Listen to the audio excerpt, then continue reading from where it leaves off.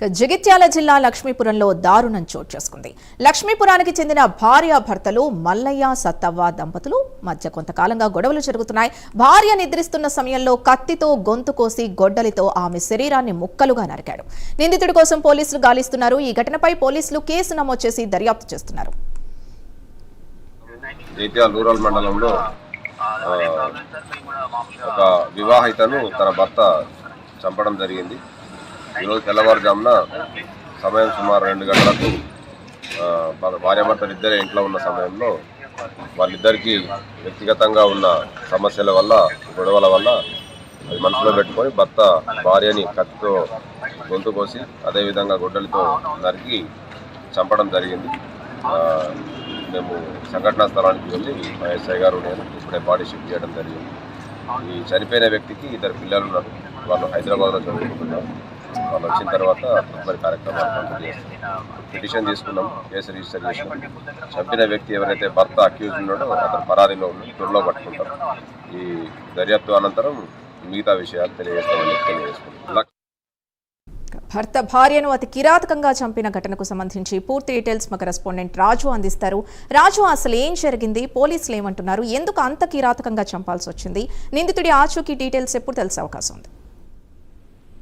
జగిత్యాల జిల్లాలోని జగిత్యాల రూరల్ మండలం లక్ష్మీపురం గ్రామంలో శనివారం తెల్లవారుజామున జరిగిన దారుణ హత్య స్థానికంగా అయితే తీవ్ర కలకలం రేపింది.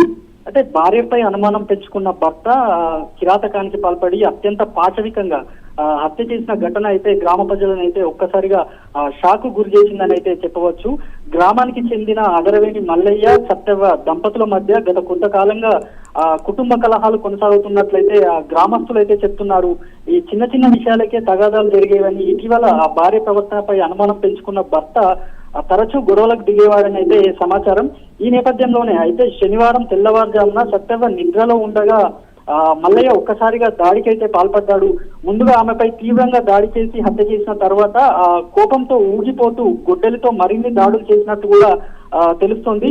అనంతరం మృతదేహాన్ని ముక్కలు చేసిన ఘటన స్థానికంగా భయాందోళనలు రేపుతోంది. అయితే ఈ దారుణ ఘటన విషయం తెలిసిన వెంటనే ఇటు గ్రామస్తులు భారీగా సంఘటనా స్థలానికి చేరుకొని అయితే ఆవేదన వ్యక్తం చేస్తున్న పరిస్థితి అయితే కనబడుతుంది. గ్రామంలో ఉద్రిక్త వాతావరణం అయితే నెలకొంది. మరోవైపు సమాచారం అందుకున్న జగిత్యాల రూరల్ పోలీసులు అయితే వెంటనే సంఘటన స్థలానికి చేరుకొని పరిసరాలను పరిశీలించారు.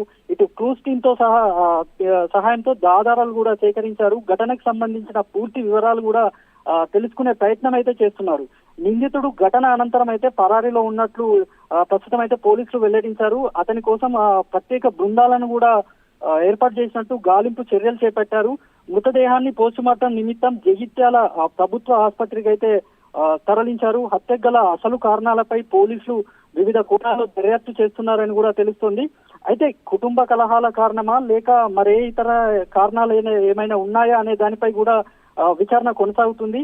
మొత్తానికైతే ఈ ఘటనతో లక్ష్మీపూర్ గ్రామంలో తీవ్ర విషాద ఛాయలైతే అలుముకున్నాయి. Sindhu. Right, thank you Raju.